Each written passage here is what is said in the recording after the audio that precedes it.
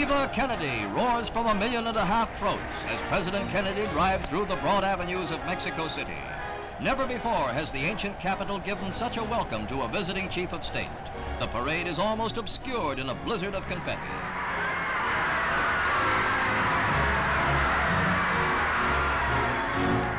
If the Mexicans outdo themselves in their acclaim, they outdo others too, for Mr. Kennedy has never encountered such acclaim anywhere.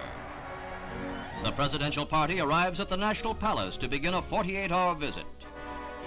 Mrs. Kennedy drove in the parade with Senora Mateos. The first official party for the Americans is a state luncheon. Mr. Kennedy speaks of hope for a happier and more prosperous hemisphere through a great alliance for progress. Speaking of the need for cooperation, he gets a little too much of it right off. An international situation is averted in time for the toasts to begin. On the second day of his stay, President Kennedy returns the warm friendliness of the Mexican people by going out to them.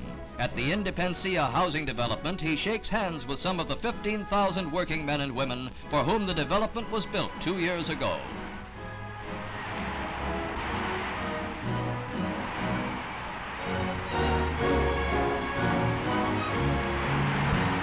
On Sunday, President and Mrs. Kennedy attend Mass at the national shrine, the Basilica of Guadalupe. The Primate of Mexico led a prayer in English for full success to all the efforts made during the President's visit.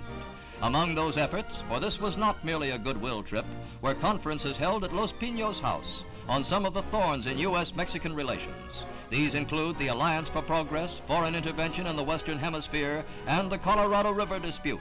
The Kennedy visit strengthens hand clasps across the Rio Grande.